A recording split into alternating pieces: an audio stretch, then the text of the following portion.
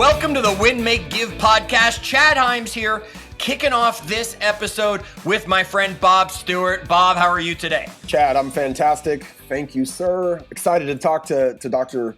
Widman today. Oh, yeah, saving me there so I don't make sure I don't say it wrong as we get into it. Yeah, Bob, we have a wonderful guest with us today, and I'm going to let him introduce himself to our audience.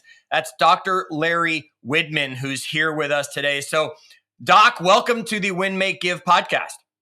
Yeah, thanks for having me. I'm excited to be here today. Now, you're not the kind of doctor that necessarily we're going to let you perform surgery on anybody. I mean, maybe Bob. We're all willing to take risks with Bob. Yet you're not that kind of doctor. But do me a favor, introduce yourself to our audience so they have an idea of who you are if they don't know yet. Sure, yeah. So I'm a trained psychiatrist.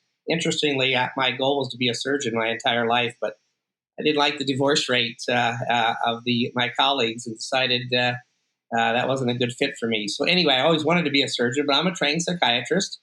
Went to medical school, specialized in psychiatry.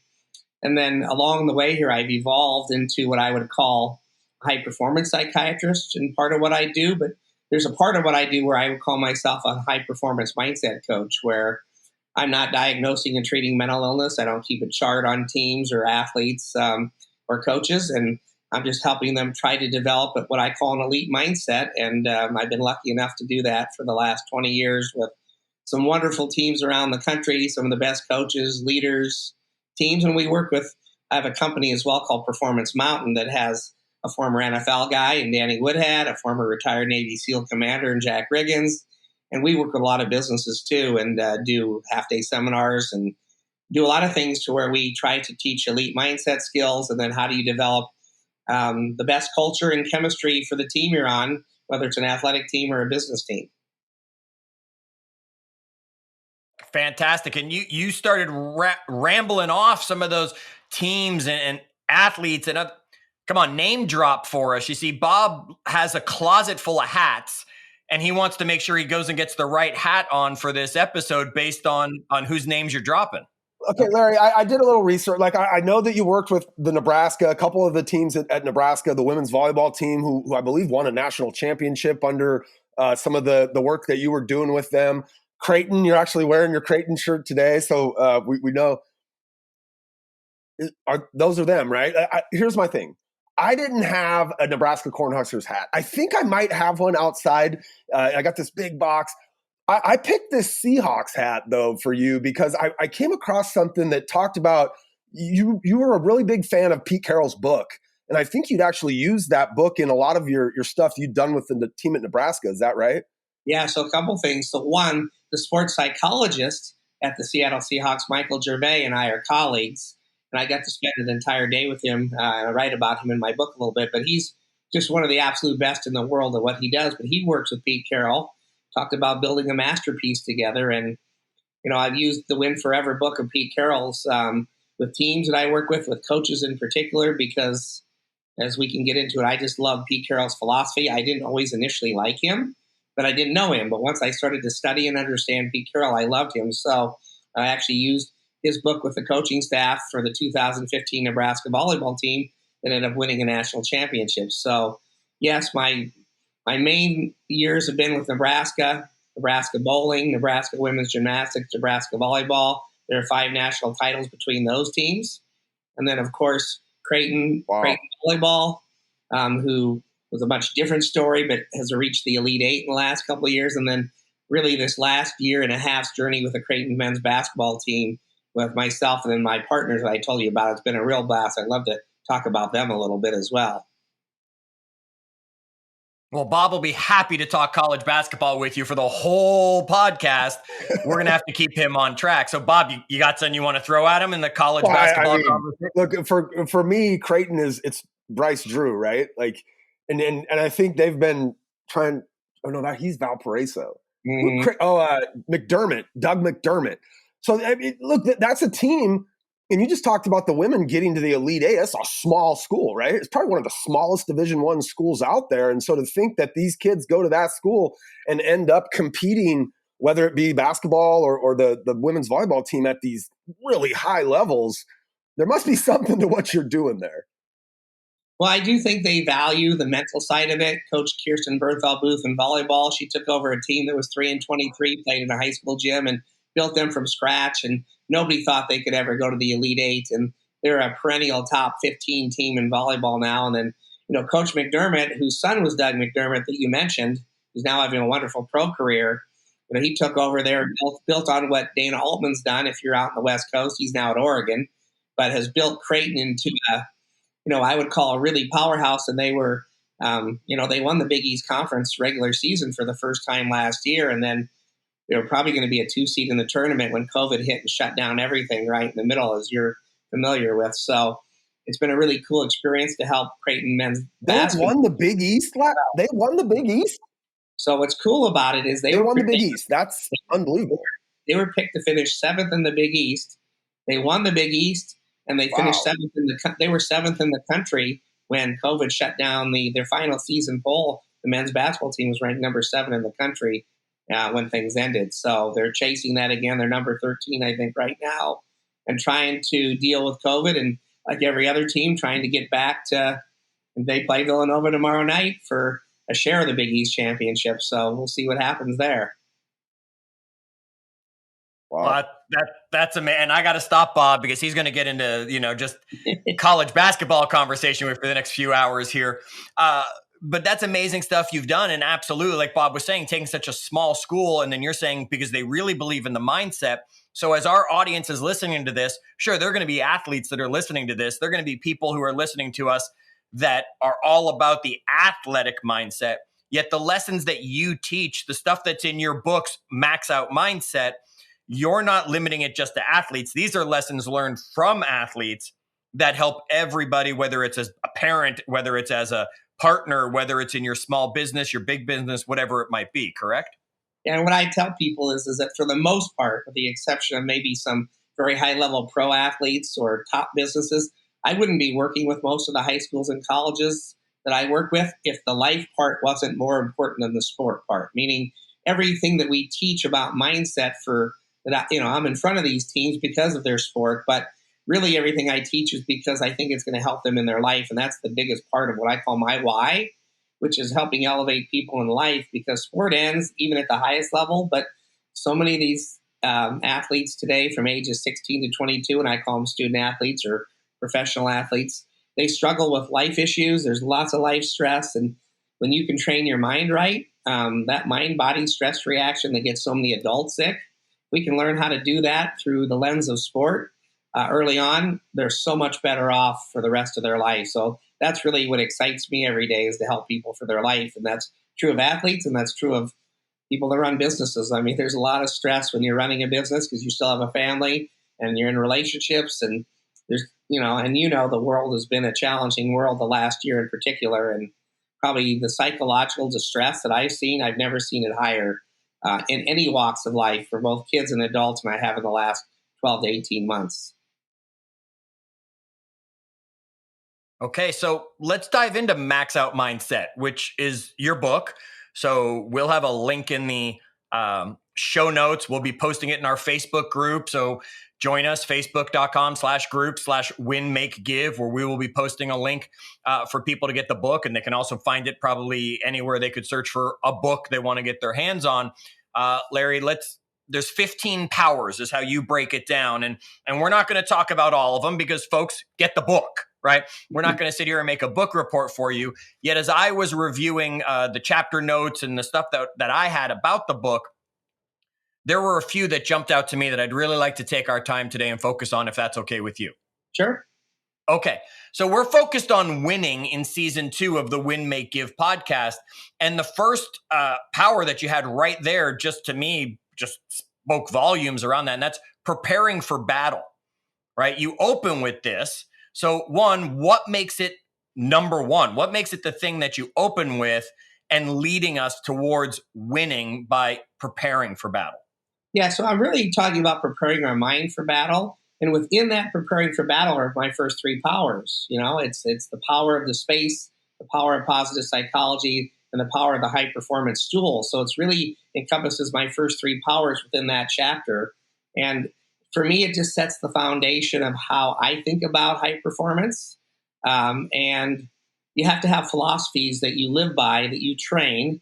And I think that we haven't done as good a job on the mental side of things of giving people the background, the why, the ingredients of how do you train your mind.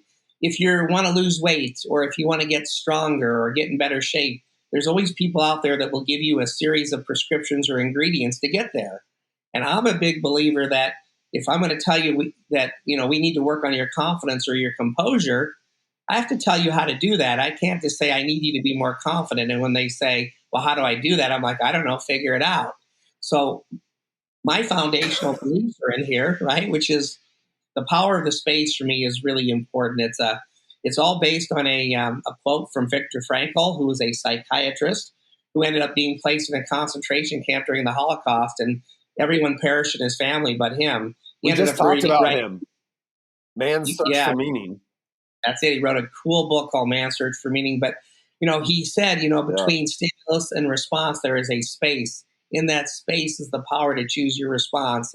In that response lies your growth and freedom. But that's my belief that all day long as a human being, there's a stimulus, an event, a trigger that happens. And how we respond to that in life has everything to do with how healthy we're going to be, not just in life, but in sport. So in life, it might be, if you've got road rage and you lose your mind in traffic, what does that do to your nervous system when all those chemicals are flooding and the hormones, and you want to either bash somebody's window out, or your neck veins are popping out and your blood pressure's up. And all day long, we have these little stimulus that go off in our life. It could be an email, it could be a text, it could be an interaction with our spouse or a coworker. And for a lot of us, we don't manage that space, meaning something happens, we have a second or two as a human to respond.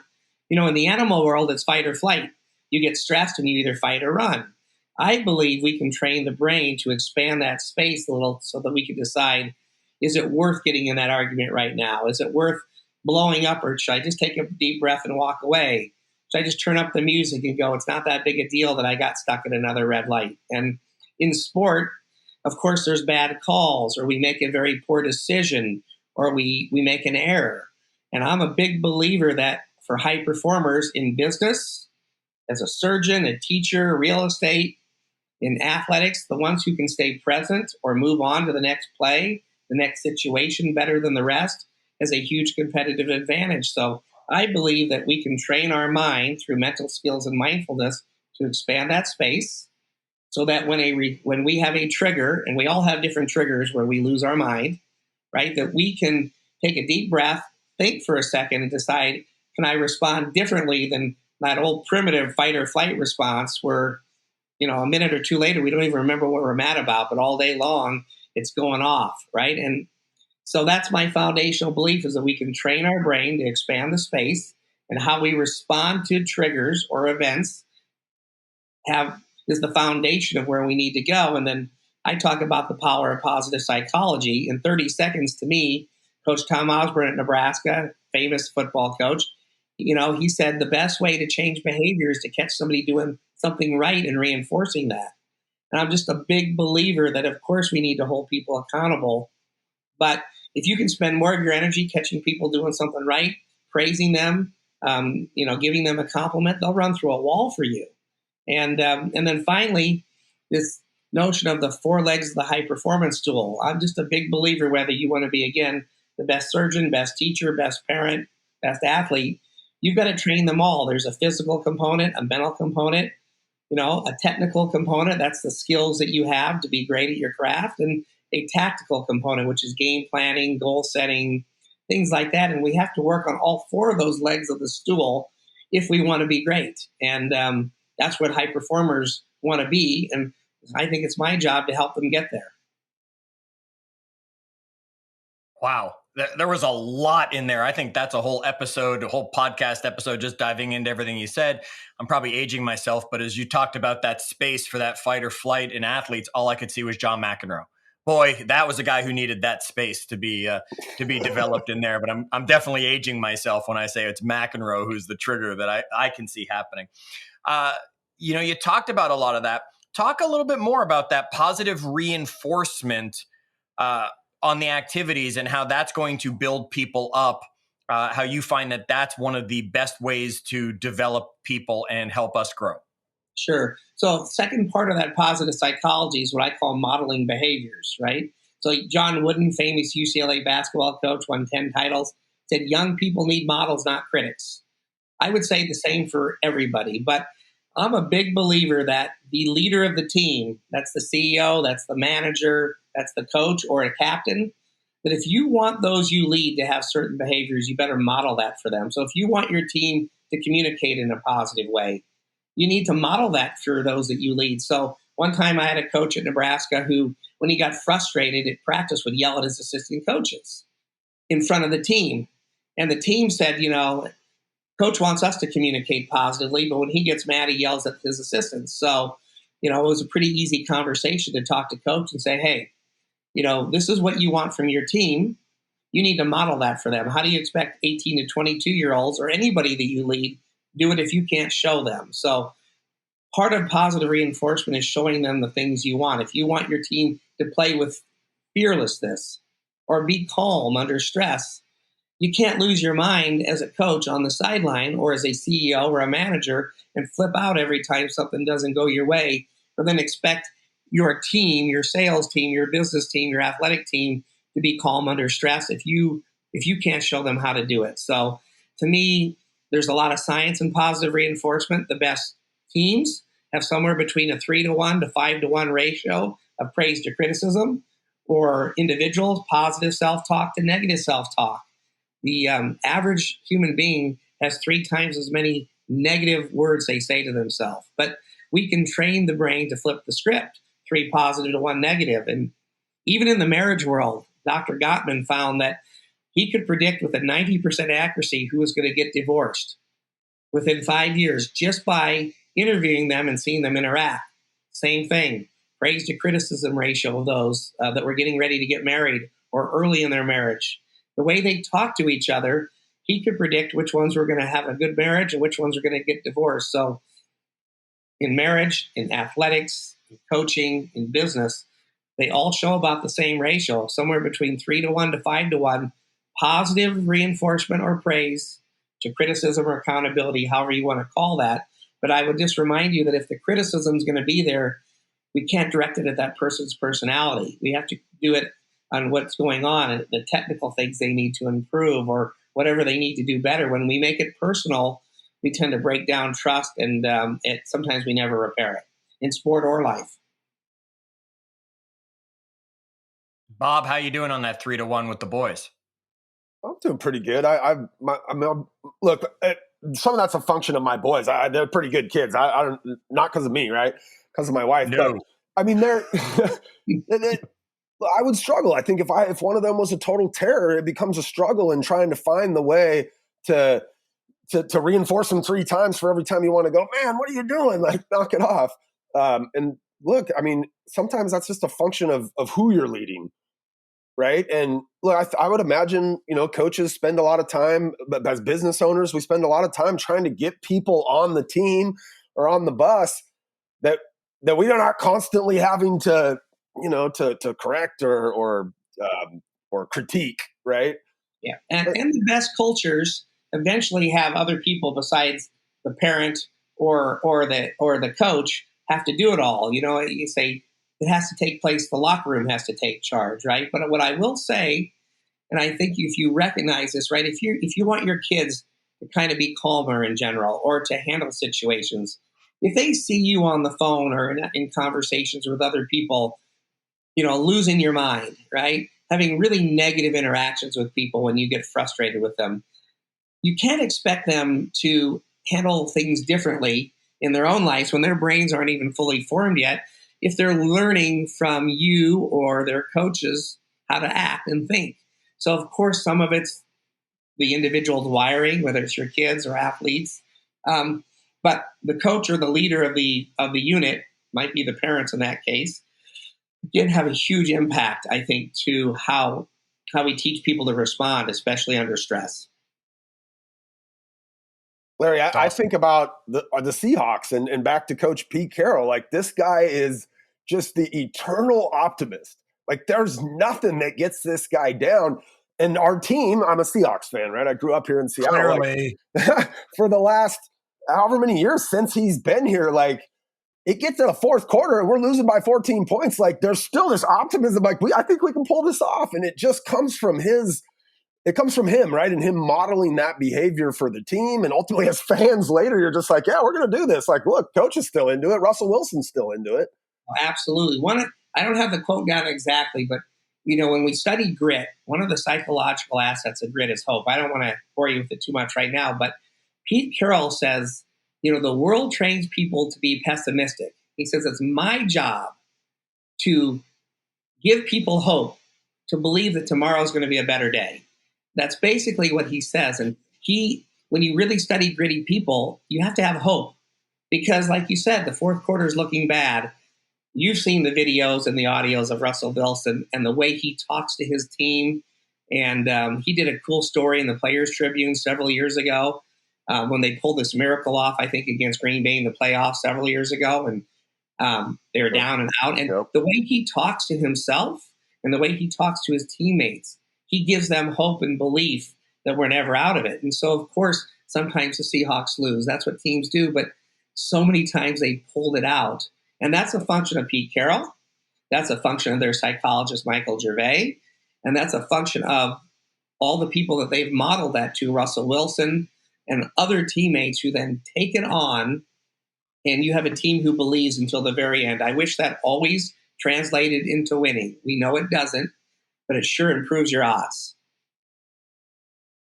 Well, we don't all wish it translated always into wins because we're not all cheering for the Seahawks even up here.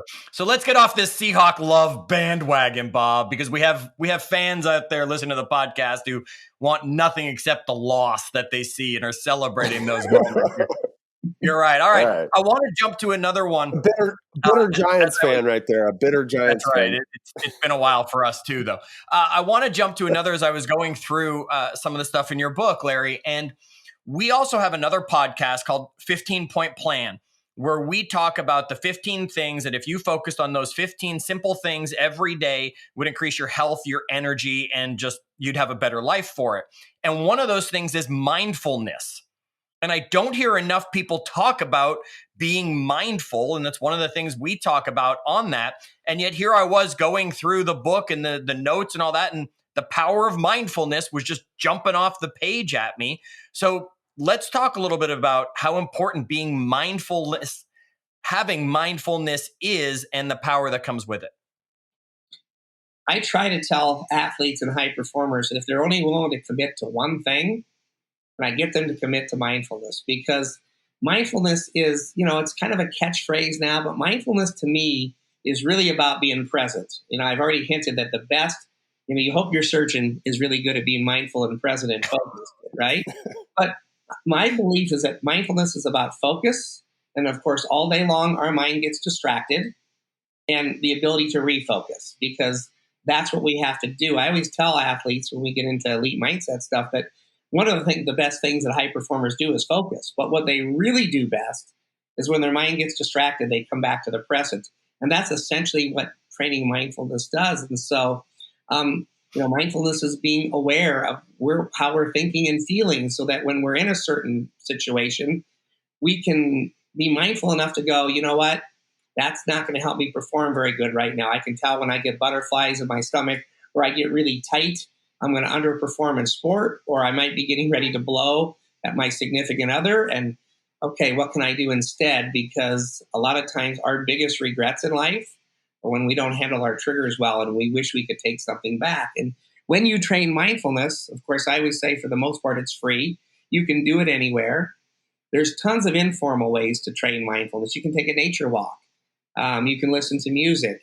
You can do a lot of different exercises. But I always say, if you're going to do it, then you need to be present while you're doing it. If the whole time you're on a nature walk, you're on your phone, or you're thinking about an argument you had with your boss earlier in the day, or you're worried about a big project you have tomorrow, the entire time that you are set up to be mindful, you're not taking advantage of it. So there's lots of informal ways to get us there. Some people need to do surfing, or what I call really risk events, like climbing up the side of a mountain, because their minds hardly ever get present or quiet. So they do things that are forcing it, because if you're not locked in while you're surfing or mountain climbing, bad things happen. So people that have crazy minds a lot of times, or what I call a really bad monkey brain, they do activities that make you focus. But there's formal ways to train mindfulness. I teach a mindfulness meditation that focuses on the breath. You can focus on a mantra or a light or your muscles. There's tons of ways to do it. But at the end of the day, without taking a deep dive into it, I always tell people, if you remember nothing else about mindfulness, not only does it improve your physical and mental health, in college kids and adolescents, depression and anxiety way down, grade point average is way up, and just doing mindfulness activity 10 minutes a day for 3 days a week. That's it. But when you study mindfulness and you study all the research, there's 4 benefits that stand out to me. And I always tell high performers in athletics or life, tell me how you're not a better student, a better athlete, a better person if you can't have a better memory, better focus, ability to stay calm under stress, and my favorite one today is increased kindness. Meditators are more compassionate. The science behind meditation and what it does in the brain, it grows a part of our brain that makes us more even emotionally, more compassionate, and it shrinks a part of our brain that normally fires off all the time when we lose our mind in traffic or sporting events or emails. And because meditators are calmer, it actually shrinks in size. So why it's been successful in the Eastern world for 3,000 years aligns with what we see in the brain on MRI scans of meditators. But I would say, if you can stay calm under stress, how are you not a better person, a better parent, a better business person, a better athlete? How are you not a better student if you have better memory, better focus? And of course, lots of people get test anxiety. So again, if you can stay calmer under stress, and that's what mindfulness does to the brain by only training it 10 or 20 minutes a day or 2 minutes a day sometimes. And then for me, with the societal pressures of today, politics, COVID, how tough it is to be a human. I mean, the benefit of being kind and compassionate in this world today and what that does for yourself and other human beings, it changes everything. And I'm just such a big believer that, everyone's going through something in this world today. I tell people, if you're lucky enough right now that your sport's going well, you got a little money in the bank, you're healthy, your family's healthy, your friends are healthy, you've got the role you want on your team, you're getting good grades. If you're having a great month, embrace it. It doesn't happen every month for most people. Most people have something going on in their life, sometimes a lot going on, and they don't have any energy to give you. Give the energy back if you're lucky enough right now to have a good space in your life, and make other people more joyous, because you never know what people are going through. So just be kind to them. So that to me is why I'm such a big believer in mindfulness, is because it improves people's lives. And I'll leave you with this on mindfulness. My favorite quote of Kobe Bryant. He said, "It's not the number of hours you practice. It's the number of hours your mind is present during practice." I say, put that into everything. If you're a really busy person like most high performers, right? And you say you only have 10 minutes with your kids tonight. It's not the number of minutes you spend with your kids. It's the number of minutes your mind is present. So if you got 15 minutes with your kids, read them a book and be locked in. Pay attention. Don't be thinking about what went on earlier in the day or your practice plan for tomorrow, or every time you hear your phone beep, you want to look at it. And if you could just be present during the time you have with people, even if you're busy and you feel like you're shortchanging them, you will feel like that interaction is so much more powerful. And that's what mindfulness to me is all about in a nutshell. Man, and That's awesome. we live hang in on, Bob. Okay. Bob, hang on, because I want Larry to give us those 4 benefits of being mindful one more time. I saw Bob was starting to write them down. I have better his memory. His memory's not that good, so he needed you to repeat those 4. I wanted to make sure you did that for us. So it was improving your improve memory, increase focus, the ability to stay calm under stress, and increase kindness. Those are the 4 benefits that really stand out when you look at all the studies. There's tons of other things, in terms of what it does for your physical and mental health, which is really cool. My Navy SEAL partner, he has seen things that you shouldn't see in this world, right? It's just his brain, so he has PTSD.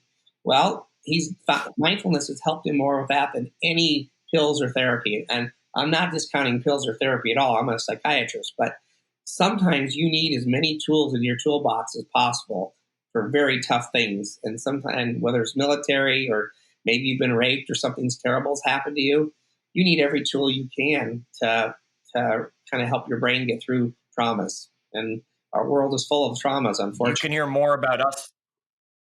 You can hear more about us talking about mindfulness, again, as I said, on our 15-Point Plan podcast. Find it, 15-Point Plan, wherever podcasts are, or just check it out, 15pointplan.com. Now, Bob, you had something. I wanted those Larry, four things. You mentioned like some traumatic thing, right? The PTSD from things seen in the military, or a rape or something. But I think today, like just the world we live in, right? Especially here in the United States, and this stupid thing, I'm holding my cell phone up to the screen right now. Like we are so inundated with just signals to try to distract us from being present or calm in our own mind, that like this is not getting better every day, Larry. This is getting more challenging every day, right? These there's just another notification, another thing that needs my attention. So I mean, this is a super powerful, even if I haven't had a lot of traumatic events or any traumatic events. Yeah, that was just what I was talking about for PTSD. But in general, I mean, we're talking about trying to get our mind present in a very distracted world, of which lots of stressors happen to us, even if life's going fairly well. I mean, even if you're very successful in your business, it may require you to work 40 to 60 hours a week, of which your phone is going 24/7, which is very different than a generation or two ago, right? And when that's expected and that's the norm, it's very hard to shut our brains off. And then we go on vacation and we're still wired to everything, and we're still checking with our offices, and we don't have the shutdown time periods anymore. And I mean, one of the key things I always talk to people about is do nothing. Like, it's so counterintuitive, but you want to really get calm and present and feel more, like in control. Spend time doing nothing every day. But we're not wired for that anymore, and we always give our kids a lot of grief for not being very locked in and present. But adults aren't very good at it either, if we're being honest. There you go. Bob, is there something you do to practice mindfulness? No, but I'm sitting here listening to Larry thinking, my goodness, these are the benefits. Like, I need to dial this in. I mean, okay. Like I go for a run. That to me is one of the ways I do it, because my phone is off. Maybe it's playing music for me, and sometimes I hear it and sometimes I don't. And I'll just realize, oh, I didn't even realize I just ran that last block or half mile or whatever, because I will just get present and let my brain just be as I'm enjoying it. So as you say that, for me and COVID, look, I meet with my therapist every Tuesday at 5:00, and we've had lots of discussions around this, because for me, Chad, coaching was a thing. I got to do that with my kids. I got to be present and in that environment with them. And for the last year, I haven't been able to do that. Baseball, no basketball, no soccer, right? So I guess that answer didn't come to me, because that thing has been gone in my life for the last year, that time when I could just kind of be present there, with my boys and really in my own head. What about you, Doc? What is something that you personally do when it comes to being mindful? Yes, I'll give you two things real quick, because one of them is crazy, because I write about it in the book, which is I couldn't explain for the longest time why I love coaching flag football. Outside of obviously coaching my son and his friends, I coached him for 10 seasons. We played all the way through, and I finally figured it out as I was writing the book and thinking about it more, which is for that hour of practice and coaching, I've never been more mindful. My pager was off. I didn't worry about anything in the past or the future. And that hour would just pass by and you'd be locked in calling plays or interacting. And even at practice, I felt that way. And I'm like, I finally was able to put it into words that my favorite thing I've ever done and for mindfulness is coaching flag football. And you said the same thing to me. It just kind of blew me away. But when you think about the things that give us the most joy, a lot of times it's an hour of, having coffee with a friend, and you have no idea an hour passed by because you're completely engrossed in the conversation or whatever you might do. I do a formal kind of mindfulness too. I do a mantra and breathing. I combine kind of what I call transcendental meditation with mindfulness. So I pay attention to my breath going in and out. Sometimes I count my breaths, and sometimes I use a mantra in my brain and I just say it over and over. The most common mantra would be the word rum, like rum. Some people say the word calm, but I would just say that repeatedly in my brain. And when my mind would get distracted to whatever, I just non-judgmentally bring it back to my breath. And I'm teaching focus, refocus. And I'm also allowing my brain to have those cool changes we talked about earlier that allow us to be those 4 big benefits I was talking about. And my family would tell me, even though wasn't overly hyper or wired, they would say they've never seen me calmer or more locked in after I started my mindfulness practice, which started after I got sick with the shingles virus attacking my face. And I figured I need to do something different. So mindfulness was something I taught but didn't live. And it's become 20 or 30 minutes every day of my life. And I would tell you, it's the single best thing I've ever done in my life for my physical and mental well-being. And it doesn't cost anything. There, there you go, folks. You heard it here, right? The single best thing. We got those 4 benefits that are coming from it. It takes a few minutes every single day. It costs you absolutely nothing, whether it's a breathing and a mantra, whether it's coaching and being involved in something, whether it's spending that time with someone, whether it's going for a run, whatever it is. There's something you can do every single day to be a little more mindful. But work really hard at staying present when you do it. So when you're running, some of your runners may realize the entire time they're worried while they're running. They're thinking about all these things. And for you, you even described it. You could go a half a mile or a mile and not even realize it. And sometimes you solve some of the best problems in the world when you're running. I mean, your brain gets very creative in a mindful state. So sometimes when you get good at it, I encourage people to stick with a thought, because coaches will even tell me, I can't believe you were right, Doc. I came up with a way to play defense on that team that I'd been thinking about. Like, how do I solve that problem? Or how do I figure out what to write for a paper? And people will tell me, in that mindful state, it came to me like the problem got solved because our subconscious comes alive where a lot of our thinking takes place. But you have to be mindful enough to say, when my mind gets distracted when I'm running to maybe a really bad worry we're having, we're like, no, I'm not going to go there right now. I'll think about that later. I'm going to get back to focusing on my steps or my breathing or my music. And now, because if you don't do that, you've ruined the whole purpose of running, besides getting in shape.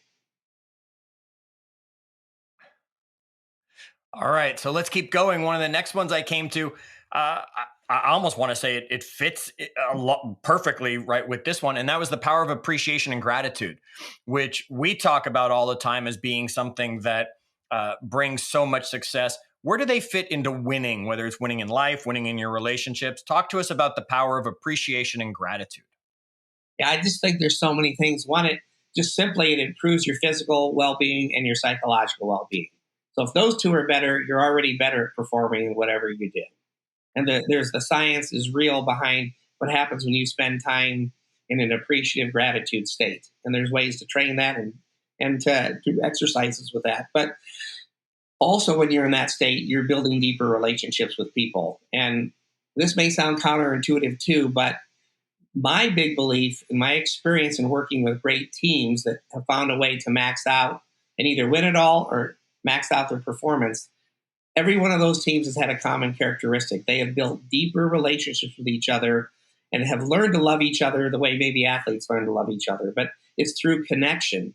And part of the way we develop empathy and connection for one another is to spend time being grateful for one another and appreciate one another. And so I do a lot of exercises with teams where they're placed in a situation where they're required to say or write things to people that they're appreciative about or grateful for, and they become very powerful tools.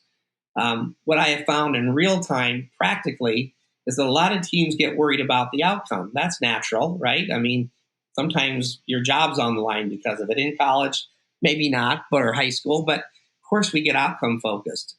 And I'm a big believer, if you get focused on gratitude and appreciation, that we quit worrying about the outcome so much and worry about what we're appreciative and grateful for. And it takes the pressure off the outcome. And as you build deeper appreciation for each other and gratitude and empathy, it translates onto the court and stress. So I always say you really reveal how close a team is and how connected they are in what I call the one and done part of the season. It could be the NFL playoffs, it could be the NCAA playoffs, it could be the conference championship where only one team advances to the tournament. So anywhere where a win or a loss ends the season, because it's very different psychologically and mindset wise if you lose a game during the season. Competitors might get really disappointed, but they know that the season's not over. And so even if you get behind in a game during the season, you may cope with it better than in the one and done part. So teams tend to get very stressed in the playoffs.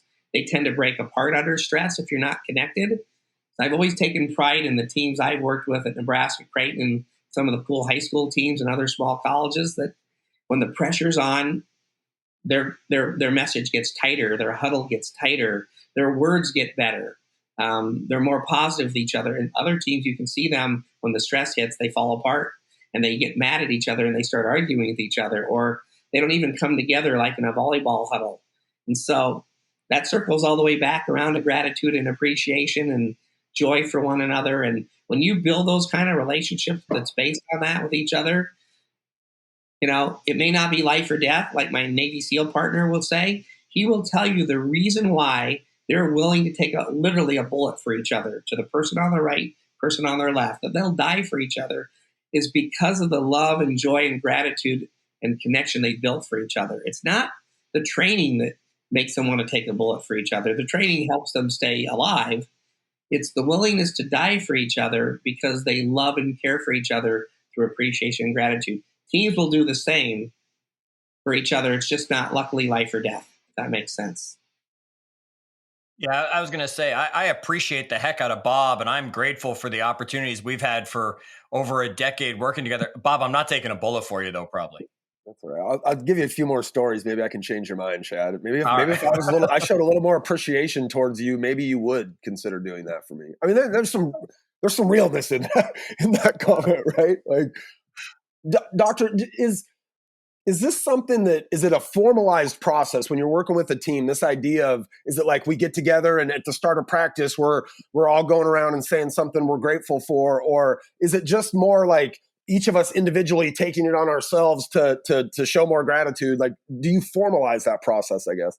Yes, I say both, but there's a couple exercises I love that I talk about in my book that I came up with. You know, one I think I created, but of course we never really create things. You get ideas from people. My favorite project is called Let It Shine.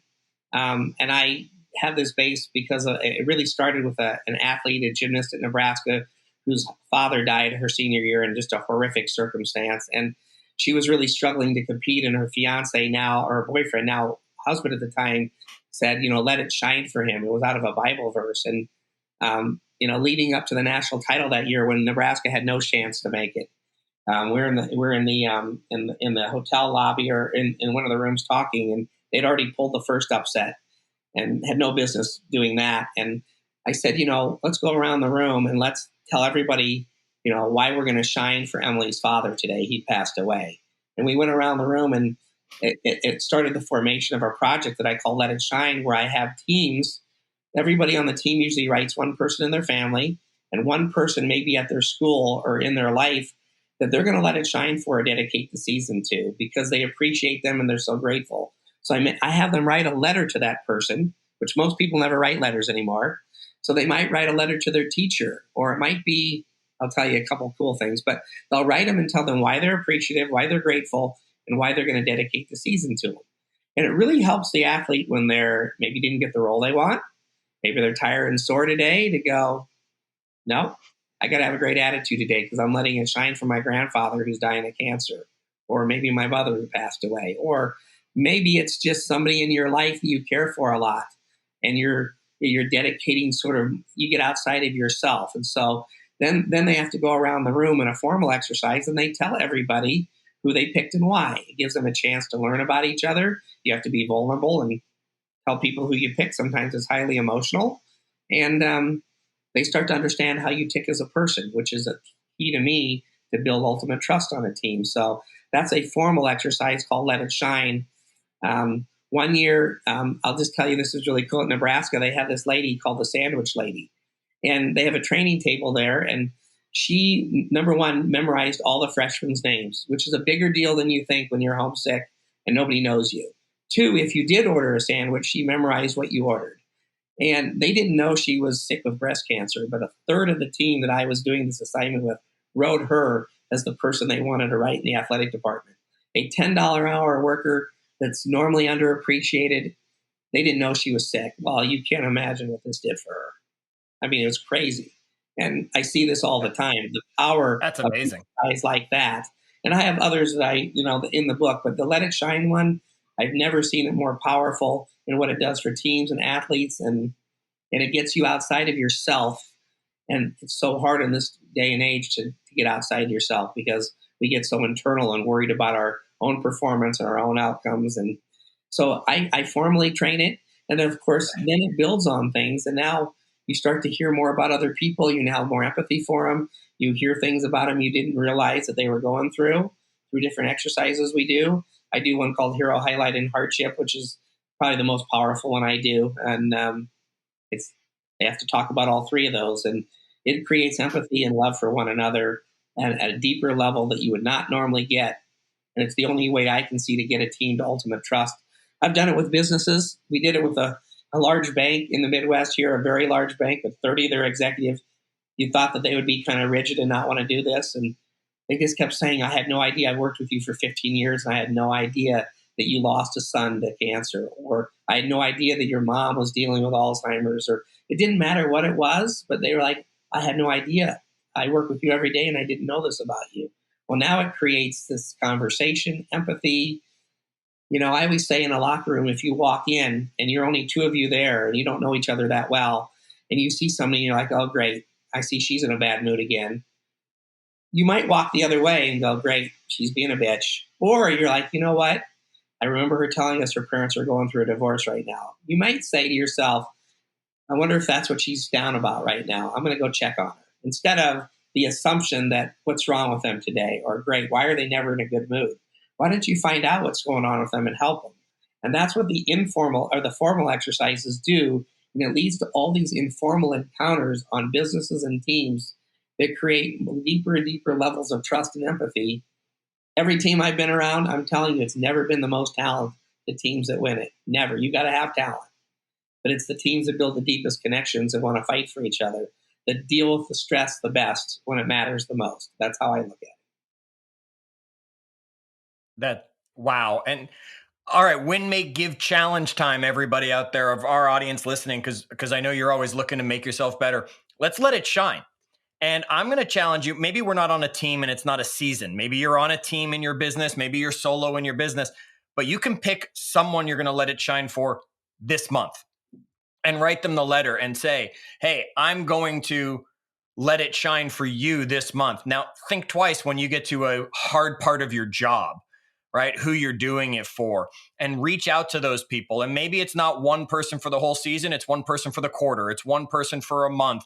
And you're able to now reach out to these people that have an impact in your life that you can let it shine for. And now what happens when you come together in our Facebook group and we talk about who we're letting it shine for and the connections that we can all form with each other, or you can form on your teams, using that appreciation and gratitude to really use this lesson from Dr. Larry here to take it to that next level.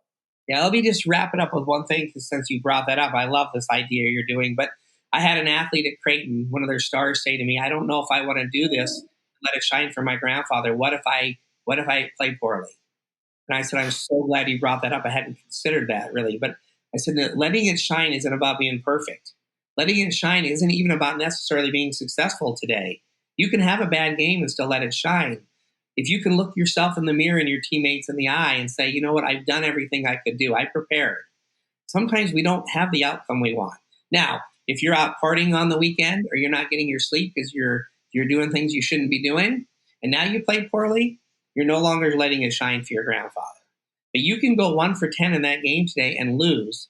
And if you've been a great teammate and you've prepared well, you're still letting it shine. And I think that I'm so happy J. Lee Winters, who was just one of the coolest athletes at Creighton, said that in front of the team, because that took a risk. Like, she's saying that to me like, well, challenging my assignment. And I'm like, I'm so glad you said that for your audience too. So it's not always about, maybe, killing it on a project this quarter or being the best salesperson in your unit. It could just be, I've been a great teammate. I've worked really hard. Maybe a deal fell through, but I've done everything I said I was going to do to put myself in a position to be successful. That to me is letting it shine, is putting yourself in a position, not always having the successful outcome. Life just doesn't always work that way. And I think that's an important caveat if you're going to do that. And I think that's really cool you've thrown that out there. All right. So, Larry, people have been listening to us talk and they're sitting here going, I want more from this guy. I want to hear more about this guy. Now, they can get Max Out Mindset. That's the book, Max Out Mindset. And again, we'll have a link for it in the show notes and in our Facebook group, facebook.com/group/win-make-give. Make sure you're there for us. Where else can they find you if they want to follow you? They want to hear more messages from you. How can they follow you and learn more? Sure. So I've sort of cautiously went into the social media world. I am pretty active on Twitter, but my partners sort of forced that on me, and I'm glad they did. But I mean, I still keep a notebook where I keep my appointments in writing. So, but anyway, I'm glad they did. But so I have a tag called Doc. It's _elite mind. So it's Doc _elite mind. I'm on Twitter. I do a lot of that myself, a little bit on Facebook, a little bit on Instagram, but mostly Twitter. I have my book. You said Max Out Mindset. You can get it at performancemountain.com. That's all one word, performancemountain.com, or Amazon, or any of the third-party retailers have it. It's called Max Out Mindset. I have a podcast called Max Out Mindset that every couple of weeks, I usually talk to a pretty high-level coach, talk to some pretty cool people in the business world too, but mostly I talk to high-level coaches or retired coaches or some great athletes to help understand what made them great in their craft. And so they're not always hearing it from me. So Max Out Mindset's on Apple, it's on the Google Play, it's on different platforms like that. So anywhere you can get your podcast. Yeah, anywhere you get the podcast. And I do that once or twice a month. And then of course my book. And then I have a company called Performance Mountain. I told you Danny Woodhead, he retired from the NFL a year ago. Great guy. He's in his 30s. My retired Navy SEAL commander partner, Jack Riggins, he's in his 40s. I'm the next generation and a decade above that. And we work a lot of businesses too, and do half-day, full-day seminars teaching everything from culture and chemistry to, how do you create that elite mindset, whether you're a SEAL, whether you're in the NFL, or for me, whether it's sport or life, like how do you train that in yourself as a business person or, in life as a parent to create that mindset that helps you perform better in whatever endeavor you have. So I do some of my own talks too, just under my Max Out Mindset thing. I work with a lot of athletic departments and teams myself. I work with 20 or 30 teams to teach the same thing and get embedded with them and help them. But I say, I would say it's important to try to max out when it matters the most, because if you can't do it when it matters, what's the point? And I think you can train your mind to help you get there. It doesn't mean you'll always get there. It's an awesome message and a lot of places to find you. Now, we're living up to the win, make, give part, the give part this year, as we're talking about winning in season 2. And in your honor, we want to make a donation for every listen we get to this episode in the first 30 days that it airs. We're going to make a donation to a charity in your honor, Doc. So what charity are we going to be donating money to based on the listens this episode can get? Yeah, it's a really easy one for me. It's the Alzheimer's Association. Okay. That's an easy one and a powerful one. It impacts so many people out there. Folks, we hope you will share this episode with as many people as possible so they can listen. They can get the powerful message that we've heard today, all the powers that are in there that we've been talking about. They can learn how to max out their mindset, and they can help us donate more money for every listen each episode gets. We hope you're continuing not only to share it, but to rate and review the podcast wherever you're finding it. Folks, we want to thank you for joining us. And until the next episode, let it shine. And as always, do good.